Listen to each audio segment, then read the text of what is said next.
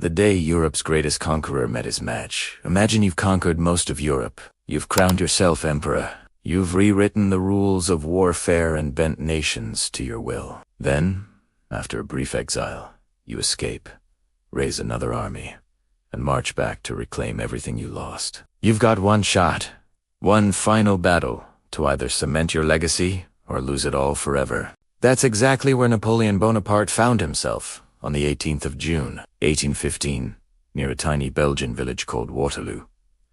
And what happened that day? Absolutely mind-blowing. This is the story of how the greatest military mind of his generation gambled everything on one last roll of the dice. And lost. Let's wind things back a bit. Yeah, because to understand why Waterloo mattered so much, you need to understand who Napoleon was and how he got there. This wasn't just some random battle. This was the final chapter in a story that had been building for decades, Napoleon Bonaparte. The name alone sends shivers down the spine of anyone who knows their history. Born on this little Mediterranean island called Corsica, Napoleon was nobody special at first. Just another ambitious young officer in the French army. But the French Revolution created chaos, and chaos creates opportunity. Napoleon seized that opportunity with both hands and never let go. He proved himself a tactical genius on battlefield after battlefield. Italy, Egypt, Austria, you name it. Everywhere he went, he won. And he didn't just win. He absolutely demolished his opponents with strategies so brilliant that military academies still study them today. The man crowned himself Emperor of the French, which is absolutely bonkers when you think about it. Can you imagine just deciding, right, I'm emperor now? But that's Napoleon for you. He redrew the map of Europe like he was playing some massive strategy game. Conquered vast territories, stuck his relatives on foreign thrones, basically treated the entire continent like his personal property. For a while, it looked like nothing could stop him. He was untouchable, invincible. Until Russia. The Russian campaign of 1812 was Napoleon's first proper disaster. He marched into Russia with the largest army Europe had ever seen. Something like 500,000 men. The Russians retreated, burned everything in their path, and let the Russian winter do the rest. By the time Napoleon limped back to France, he'd lost hundreds of thousands of soldiers. His grand army was decimated. His aura of invincibility shattered. The other European powers smelled the blood in the water. They formed coalition after coalition, chipping away at Napoleon's empire. Eventually, they forced him to abdicate and exiled him to Elba, this tiny island off the Italian coast. Most people thought that was the end of the story. Napoleon was finished, done. Time to move on. But here's the thing about Napoleon. The man did not do finished. In March 1815, less than a year after being exiled, he escaped from Elba and returned to France. And when the French army was sent to arrest him, they took one look at their former emperor and threw down their weapons. They joined him. Within days, Napoleon was back in Paris. Within weeks, he'd raised another army. The European powers absolutely lost their minds. They mobilized immediately, determined to crush Napoleon once and for all. Now, standing against Napoleon were two formidable opponents. First up, Arthur Wellesley, the Duke of Wellington. If Napoleon was Europe's greatest offensive general, Wellington was its greatest defensive one. This British aristocrat had spent years fighting Napoleon's forces in Spain and Portugal during what is called the Peninsular War. He'd learned Napoleon's tricks, studied his tactics, and developed his own approach to countering them. Napoleon apparently called Wellington the confounded shopkeeper, which is absolutely hilarious, considering Wellington repeatedly handed French forces their backsides in Spain. Wellington wasn't flashy. He didn't do dramatic cavalry charges or brilliant offensive maneuvers. What he did was choose good ground, position his troops perfectly, and make attacking him an absolute nightmare. He was methodical, careful, and absolutely ruthless when it mattered.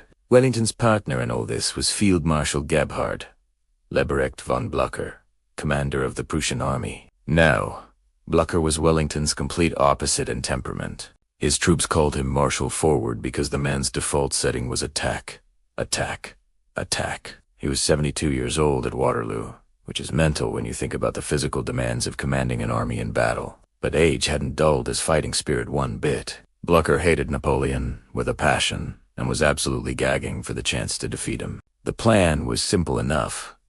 Wellington would hold a position near Waterloo with his Anglo-Allied army, a mixed force of British, Dutch, Belgian, and German troops. Blücher would bring his Prussians up from the east. Together, they'd outnumber Napoleon and crush him between them. Easy, right? Well, nothing's ever easy when Napoleon's involved. Napoleon's strategy was to strike before the Allied armies could fully unite. He wanted to hit Wellington first, smash through his lines, then turn and deal with Blücher. Speed was everything. If he could defeat them separately, he had a chance. If they managed to join forces, he was probably done for. The morning of the 18th of June dawned gray and miserable. It had rained heavily the night before, turning the fields around Waterloo into a muddy mess. Napoleon delayed his attack, waiting for the ground to dry enough for his artillery to move properly. That delay would prove absolutely critical. But we'll get to that. Wellington had chosen his position brilliantly. He deployed his troops along a ridge, using the reverse slope to shield them from French artillery fire. It's a technique he'd perfected in Spain. The French couldn't see most of his troops and couldn't hit what they couldn't see. Wellington's infantry formed up in their famous squares, bayonets fixed, ready to repel cavalry charges. Around 11:30 in the morning, Napoleon finally launched his attack. French artillery opened up, pounding the Allied positions. Then came the infantry, marching in those massive columns that had steamrolled armies across Europe.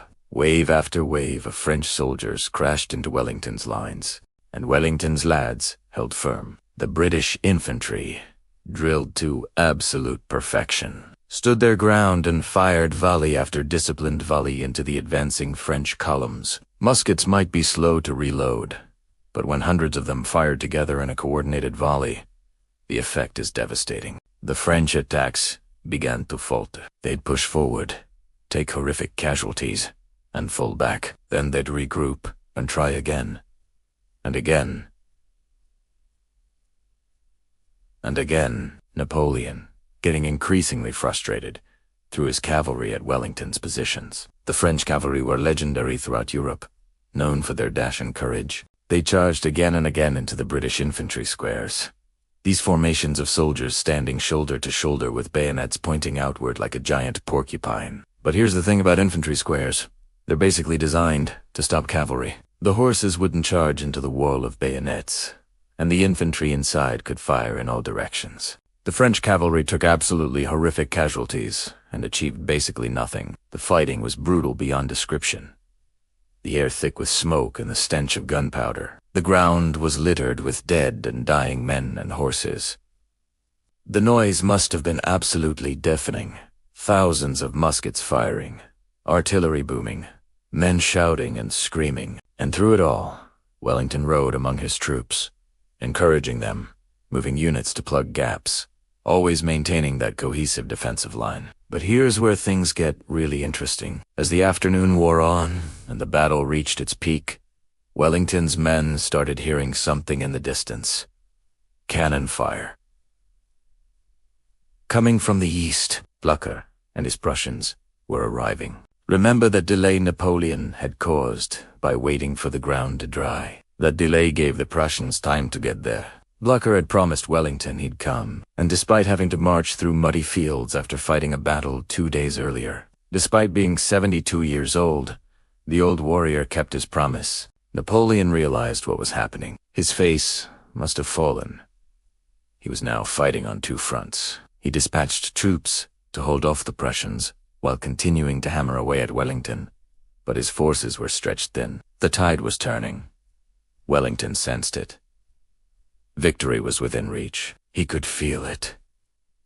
The Prussians were attacking the French right flank, putting enormous pressure on Napoleon's army. Wellington's exhausted troops, who'd been holding that ridge for hours under constant attack, suddenly found new energy. Napoleon made one last desperate gamble. He threw his elite Imperial Guard, his best troops, the soldiers who'd never been defeated. At Wellington's center, these were veterans of countless campaigns, the cream of the French army. If anyone could break Wellington's line, it was them. The Imperial Guard advanced up the slope toward Wellington's positions. The British infantry, formed up and waiting, held their fire. Closer, the god came. Closer. Then Wellington gave the order. Fire. The British unleashed devastating volleys into the Guard at point-blank range. The Guard faltered. They tried to push forward but couldn't. For the first time in their history, the Imperial Guard broke and retreated. Someone in the French army shouted that the Guard was retreating. Panic spread like wildfire. If the Imperial Guard couldn't break through, nobody could. The French army, caught between Wellington advancing from the west and Blücher Prussians hammering them from the east, began to collapse. It turned into a rout, a complete disaster.